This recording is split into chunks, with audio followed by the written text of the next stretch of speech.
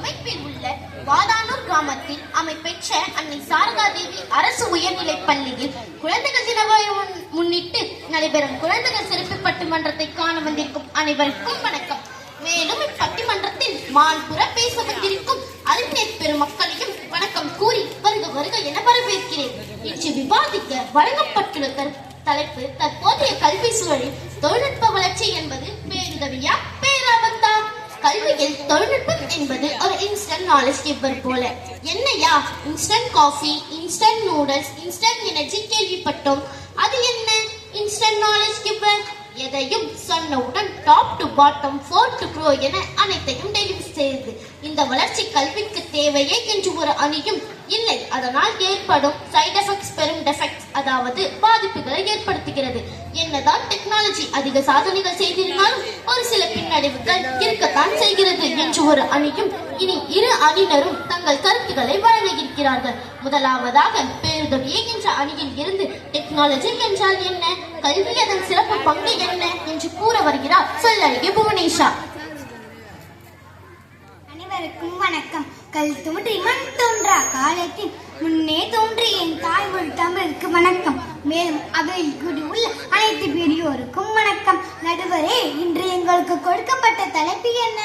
இன்றைய கல்வியில் தொழில்நுட்பத்தின் பங்கு பேருதவியா பேராபத்தா? இன்றைய காலகட்ட சூழலுக்கு தலைப்பு முதலில் பொருந்துமா? அதற்கெல்லாம் தலைப்பை எல்லாம் மாற்ற முடியாதுமா? சற்று சிந்தியுங்கள். தொழில்நுட்ப வளர்ச்சி இல்லாத ஒரு சூழலை நாம் நினைத்து கூட பார்க்க முடியாத காலகட்டத்தில் உள்ளோம். எந்த ஒரு புதிய தேடலையும் உடனே தெரிந்து கொள்ள, அறிந்து கொள்ள உதவும் இந்த தொழில்நுட்ப கல்வி கிடைத்தது ஒரு வரம். எந்த ஒரு தகவலும் ஒரு கணிப்பும் முறையாக பயிற்சி பெற்று அதனை சிறப்பாக படைக்க இந்த தொழில்நுட்பமே கருவியாகிறது. கல்வியில் தொழில்நுட்பத்தின் பங்கை ஒரு சில எடுத்துக்காட்டு மூலம் கூறுகிறேன், கேளுங்கள். இனியவள் ஆடியோக்கள், வீடியோக்கள், வீடியோ கிளாஸ், முறையான ஆசிரியரிடம் சந்தேகங்களை கேட்டு தெளிவுபடுத்திக் கொள்ளுதல், ஸ்மார்ட் வகுப்பறை, 3D மாடல் போன்ற நவீன டெக்னாலஜி மூலம் கற்றலை மிகவும் துல்லியமாகவும் எளிமையாகவும் மாணவர்களுக்கு கொண்டு சேர்க்க முடியும். அதற்கு ஏதாச்சும் ஒரு எக்ஸாம்பிள் கொடுங்களேம்மா? நடுவரே, நவப்பொருட்களை பற்றி நீங்கள் எப்படி தெரிந்து கொண்டீர்கள்? பாடமாகவோ, வரைபடமாகவோ, செயல்பாடமாகவோ தானே. ஆனால் இவற்றை உண்மையாக எப்படி இருக்கும் என பார்க்க முடிந்ததா? ஆனால் இன்றைய ஸ்மார்ட் கிளாஸ், 3D மாடல் வகுப்பறைகள் மூலம் ஆகாய அண்டத்தில் சென்று கற்றுக்கொள்ளும் அளவுக்கு டெக்னாலஜி உயர்ந்து விட்டது. இதைவிட என்ன உதாரணம் வேண்டும் நடுவரே? கல்வி பயிற்சி மட்டும் இல்லாமல் மேலும் வருகால வேலை வாய்ப்புகள், ஆயத்த பயிற்சி வகுப்புகளுக்கும் இதன் மூலம் சாத்தியமாகிறது. நடுவரே, இன்னும் உங்களுக்கு சான்ற வேண்டும். இதற்கு மேல் உங்கள் கருத்து மாறுபடாது என்று நினைக்கிறேன். இருந்தாலும் இதான ஒரு செய்தியை மட்டும் குறிச்சிருக்கிறேன். நடுவரே, இன்று நீங்கள் எப்படி வந்தீர்கள் என்று தெரிந்து கொள்ளலாமா? என் வண்டி சர்வீஸ்ல இருக்கு, அதனால கேப் புக் பண்ணி வந்தேன். அதெல்லாம் என்ன உங்களுக்கு பிரச்சனை? கேபில் வருவதற்கு பயன்படுத்தினீர்கள். ஆமாம். ஓடிபி சொன்னீர்களா? ஆமாம், ஆனா கரெக்ட் நேரத்துல வந்து சேர்ந்துட்டேன்ல. இப்போ இந்த தொழில்நுட்ப பயன்பாடு இல்லை என்றால் எவ்வளவு சிரமப்பட்டு இருப்பீர்கள். இதற்கு மேலும் ஒன்றுக்கு தேவையில்லை என்று நினைக்கிறேன். ஆகவே கல்வி தொழில்நுட்பம் என்பது பேருதவியே என்று கூறி வாய்ப்புக்கும் என்று கூறி நன்றி, வணக்கம். என்ன ஒரு பேச்சு, பேச்சல்ல வீச்சு, அருமை அருமை. இவரை தொடர்ந்து என்னதான் டெக்னாலஜி வளர்ந்தாலும் அதில் உள்ள குறைபாடுகள் தான் என்று கூற வருகிறார் ஒப்பற்ற கனிஷ்கா. அவையில் கூடியிருக்கும் அனைத்து நல்ல உள்ளங்களுக்கும் வணக்கம். எதிரணியில் உள்ள சகோதரி கல்வி பணியில் தொழில்நுட்ப பயன்பாடு குறித்து அழகாக விளக்கினார். தொழில்நுட்பமே இல்லா கல்வி இன்று சாத்தியமில்லைதான். பார்த்தீர்கள் நடுவரே, விவாதம் ஆரம்பிக்கும் முன்னே அவர்களின் தோல்வியை ஒப்புக்கொண்டார்கள். சகோதரி, சற்று பொருட்கள். இன்னும் என் கருத்துக்களை நான் பகிரவே இல்லை. நம் நாட்டை செதுக்கிய மாபெரும் தலைவர்களான காந்தி, நேரு, பெரியார், அண்ணா, சுபாஷ் சந்திர போஸ், இந்திரா காந்தி, அறிவியல் அறிஞர் சசிவிராமன், ஜிடி நாயுடு, கந்தமேதை, ராமானுஜம், சகுந்தலா தேவி போன்ற ஆண்டவர்கள் எந்த தொழில்நுட்பத்தை பயன்படுத்தினார்கள்? அவர்களை உண்மையான நேர்மையான சிந்தனை செயல்பாட்டாளர்களாக உருவாக்கியது யார்? நீங்க தான் சொல்லணும். அறிவு சுடர்களாகிய ஆசிரியர்களும் அமைதியை ஆயுதமாகிய நூலர்களும் தான். மேலும் சான்றோர்களின் அறிவுரைகளும் சொற்பொழிகளும் ஆசிரியரின் சொல்லுக்கு மதிப்பளிக்கும் மாணவர்களின் நிதானமான கவனம்தான். நடுவரே, தொழில்நுட்பம் வேண்டாம் என்று கூறவில்லை, ஆனால் அவற்றிலே முழுங்கிவிடக் கூடாது என்று கூறுகிறோம். நடுவரே, இதற்கு என் வகுப்பில் நடந்த ஒரு சிறு கதையை கூறுகிறேன். சொல்லுங்க. தமிழ் பாடம் தொடர்பான பாடம் தமிழ் பாடமா? நம்ம பாடம் அருமை அருமை. அதாவது ப்ராஜெக்ட் ஒர்க் நடுவரே.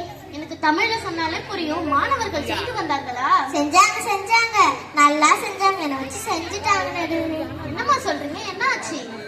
இந்த ப்ராஜெக்ட் ஒர்க் செய்யறதுக்கு ஒரு வாரம் time. Today evening net centre போயிட்டு இல்ல கூகுள் ஏஐ ஃபோன்ல இருக்கேன் மிஸ், நாளைக்கு முடிச்சிருந்தாரு சொன்னாங்க. நல்ல விஷயம் தானேம்மா. நடுவே ஃபாஸ்ட் ஃபுட் உடம்புக்கிறது, அது போல ஃபாஸ்ட் சர்ச்சிங் அது ஏஐ மெட்டா கூகுள் என்று எது வேண்டாலும் இருக்கலாம். ஆனால் நம்முடைய யூனிக்னஸ் அதாவது தனித்தன்மை என்பது இதன் மூலம் வெளியே தொடங்கிவிட்டது. எதையும் பலமுறை ஆராய்ச்சி செய்து சிந்திக்கும் தனித்தன்மை என்பது முற்றிலும் குறைந்துவிட்டது. கடந்த காலத்தில் சந்தேகமா? உடனே கால்குலேட்டர், கூகுள் ட்விட்டர், ஆடல் பாடலாம், சாங் கிரியேட்டர், டான்ஸ் கொரியோமாஸ், இப்படி அனைத்தும் செயற்கை தன்மையாக போக போக கல்வியின் எதிர்கால நிலை என்னவாக இருக்கும்? இறுதியாக சகோதரிக்குரிய கேப் ஆப் பற்றி எனது கருத்தை கூறி முடிக்கின்றேன். இந்த ஆப் இல்லை என்றால் தன் சகோதரியோ நண்பனையோ மகனையோ அண்டைய எல்லாரையோ பேருந்து ஆட்டோக்கு எத்தனை வழிகள் உள்ளன. உதவி, அன்பு, பரிமாற்றம் என்று ஒன்று மனிதனுக்கு மனிதன் கண்டிப்பாக வந்திருக்கும். ஆனால் எதற்கெத்தாலும் ஆப், ஃபுட் ஆர்டர் செய்ய டொமேட்டோ சுகி ஆப், ஊருக்கு போக கேப் ஆப், எமர்ஜென்சிக்கு ஹாஸ்பிட்டல் ஆப், இப்படி ஆப் என்று நம்ம ஆஃப் ஆகிட்டே வாழ பழகிவிட்டோம். விட்டு கொடுத்தால் உதவி செய்தல் என்று ஒன்று இல்லாமலே போயிட்டது. எனவே எந்த ஒன்றும் அளவுக்கே மிஞ்சினால் அமிர்தமே நஞ்சம் என்ற பழமொழிக்கு ஏற்ப உதாகிவிடும் என்று வாய்ப்புக்கு நன்றி பாராட்டி விடைபெறுகிறேன். நன்றி, வணக்கம்.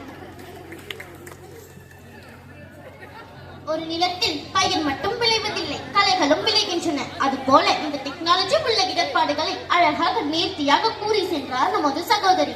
அடுத்ததாக டெக்னாலஜி இல்லா உலகம் சூரியன் இல்லா பூமி போல என அடைமொழி கொடுத்து தன் பேச்சுரையை வழங்க இருக்கிறார் தனித்துவமிக்க ஆஷிகா. இங்கு கூடியுள்ள அனைத்து ஆண்டோர் பிரியர்களுக்கும் அன்பு நடுவர் அவர்களுக்கும் என் முதற்கண் வணக்கத்தை தெரிவித்துக் கொள்கிறேன். மாற்றம் ஒன்றே மாறாது என்பதற்கேற்ப மாற்றத்தில் உள்ள ஏற்றத்தை பற்றி ஒரு சில நியாயமான கருத்துக்களை உங்கள் முன் கூற வந்துள்ளேன். கல்வி என்பது ஒரு தரமான விதையை நிலத்தில் விதைத்து முறையான உரமிட்டு அது சிறப்பாக சீர்த்து வளரும் வரை அதை பாதுகாத்து அதன் வெற்றி அறுவடை கொண்டாடுவதாகும். ஒரு பயிர் சிரித்து வளர உரமிடுகிறோம், அது போலத்தான் ஒரு கல்வியை கசதர கற்க, அதாவது பிழை இல்லாமல் கற்க இந்த தொழில்நுட்பம் உதவுகிறது. மேலும் வீட்டிற்கும் பள்ளிக்கும் இடையேயான இடைவெளி கொடுக்கிறது. நேரம் வேண்டுமானாலும் ஒரு மாணவனின் கல்வித்தரத்தையும் முன்னேற்றத்தையும் அறிந்து கொள்ளலாம். இன்னும் ஒரு சிறப்பு தகவல் சொல்லட்டுமா? சொல்லுங்கம்மா, கேட்போம். இந்த தொழில்நுட்பம் எப்பேற்பட்ட பேரிடரில் நமக்கு உதவியது தெரியுமா? அந்த காலத்தை மறக்க முடியுமாமா? எதிர நீர் மறந்து இருக்கலாம், ஆனால் மக்கள் யாரும் மறந்திருக்க மாட்டீங்க. ஆம், கொரோனா மக்களுக்கு உயிரென்றே ஒன்றே பிரதானம் என்று வாழ வைத்த தருணம் அது. காற்று கூட கசடு ஆகிய பொழுது அதே காற்றின் மூலம் வலைத்தளத்தில் இருந்து வீட்டில் இருந்து மாணவர்கள் கல்வி பயில இந்த தொழில்நுட்பமே உதவியது.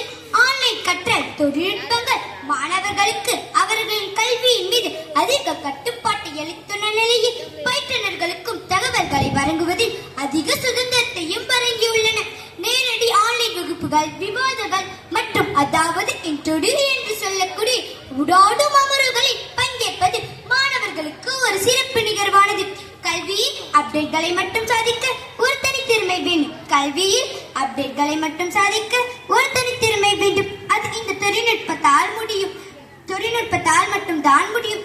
மடிக்கணினி கற்றலும் ஸ்மார்ட் வகுப்பறைகளும் மாணவர்களுக்கு கல்வியை உலகுக்கு கொண்டு செல்கிறது.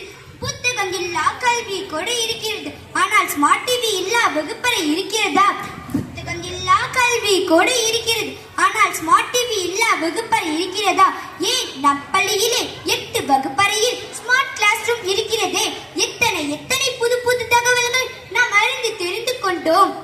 அப்டேட் வெர்ஷன்ல உலகம் சென்று கொண்டு இருக்கையில் அவுடேட் வெர்ஷன்ல லோ டேட்டா ஸ்பீட்ல செல்ல முடியாது.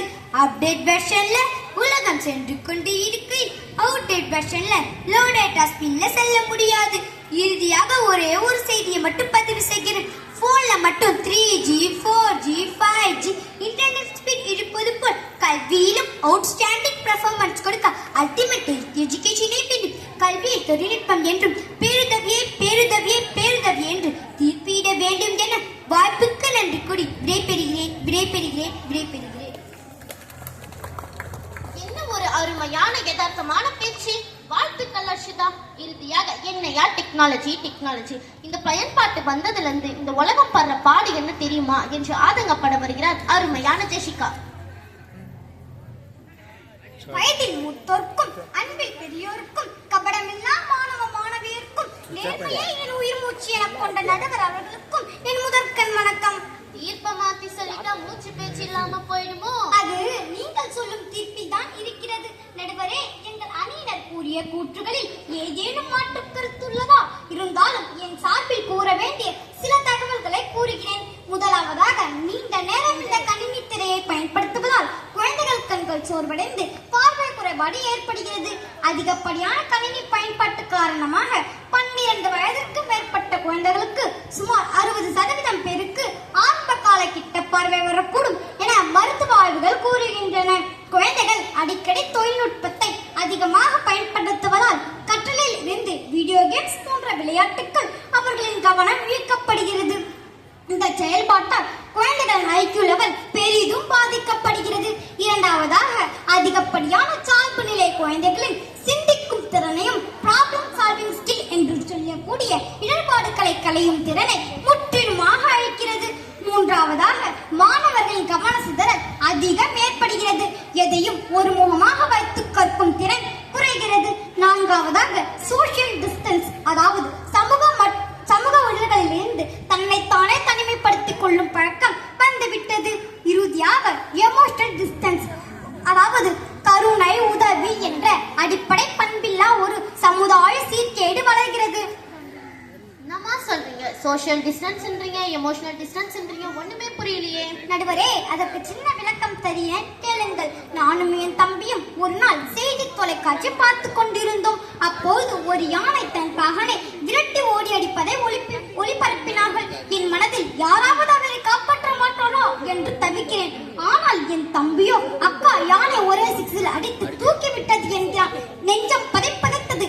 எதையும் கேலி சித்திரமாக பார்க்கும் வழக்கம் இந்த காலகட்ட சூழலில் வந்துவிட்டது.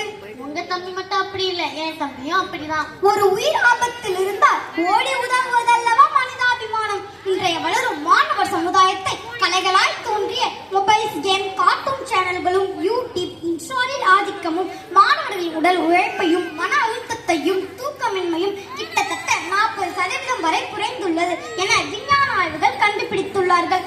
அவசியத்திற்கு அளவாய் பயன்படுத்த வேண்டிய டெக்னாலஜி இன்று முழு நேர பொழுதுபோக்காய் மாறிவிட்டது.